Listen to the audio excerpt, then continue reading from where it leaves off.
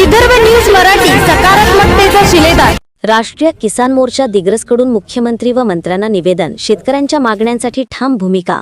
राष्ट्रीय किसान मोर्चा दिग्रसच्या वतीने शेतकऱ्यांच्या हक्कांसंदर्भातील विविध अत्यंत महत्त्वपूर्ण मागण्या तहसीलदार दिग्रस यांच्या मार्फत महाराष्ट्राचे मुख्यमंत्री, कृषी मंत्री, पणन मंत्री, ऊर्जा मंत्री, विरोधी पक्षनेते तसेच दिग्रस दरव्हा नेर विधानसभा क्षेत्राचे आमदार यांच्याकडे आज 8 डिसेंबर रोजी सविस्तर निवेदनाद्वारे करण्यात आल्या।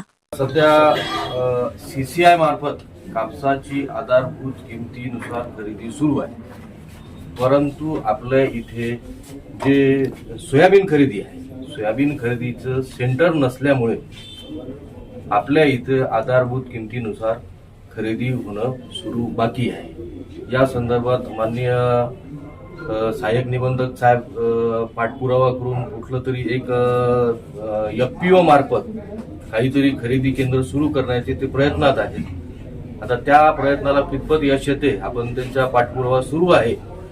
तसंच आता आपल्या मार्केटवरती जो माल येत आहे हा नॉन एफएक्यू येत आहे, म्हणजे तो डिस्कलर आहे। त्यामुळे आपल्याला जो आधारभूत किंमत आहे त्यानुसार व्यापारी भाव देऊ शकत नाही। त्याच्यामुळे आपलं सध्या जे आधारभूत किंमत आहे त्यानुसार आपल्या इथे भाव कमी जातात। आज राष्ट्रीय किसान मोर्चाच्या वतीने माननीय मुख्यमंत्री, माननीय कृषी मंत्री, पणन मंत्री, ऊर्जा मंत्री तसेच विरोधी पक्ष नेता आणि आमदार विधानसभा क्षेत्र दारव्हा दिग्रस नेर आणि आपल्या या कृषी उत्पन्न बाजार समितीचे सचिव यांना राष्ट्रीय किसान मोर्चाच्या माध्यमातून कृषी उत्पन्न बाजार समिती क्षेत्रात शासकीय हमीभाव केंद्र सुरू करणे व शेतकऱ्यांच्या विविध मागण्यांची पूर्तता करणे संदर्भामध्ये आज आम्ही निवेदन दिलेलं आहे। तसेच शेतकऱ्यांच्या अनेक समस्या आज निर्माण झालेल्या आहे आणि या समस्या ही झुजता आमचा शेतकरी बांधव आत्महत्या करण्यापर्यंत पोहोचलेला आहे।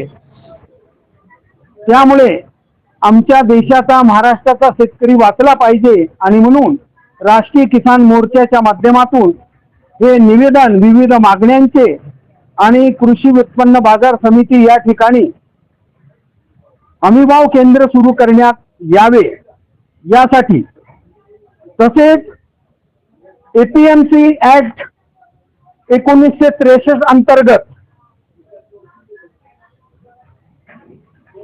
शासनाने, म्हणजे याच्यामध्ये कलम 32 घ आहे, शासनाने निश्चित केलेल्या आधार किमतीपेक्षा कमी किमतीला बाजार क्षेत्रामध्ये कृषी उत्पन्न खरेदी करण्यास प्रतिबंध करण्यासाठी विहित करण्यात येईल अशी व्यवस्था करणे आणि उपाययोजना करणे हे बाजार समितीचे आद्य कर्तव्य आहे। राष्ट्रीय किसान मोर्चाच्या माध्यमातून 4 चरणामध्ये हे चरणबद्ध आंदोलन आम्ही छेडणार आहोत।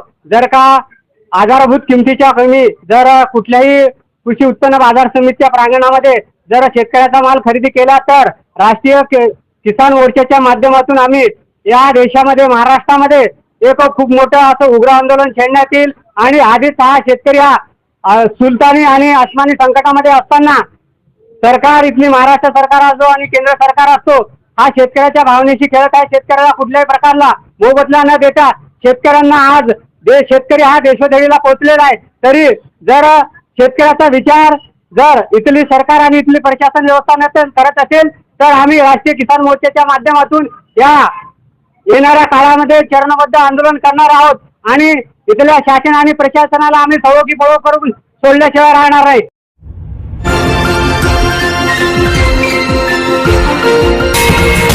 विदर्भ न्यूज मराठी, सकारात्मकतेचा शिलेदार।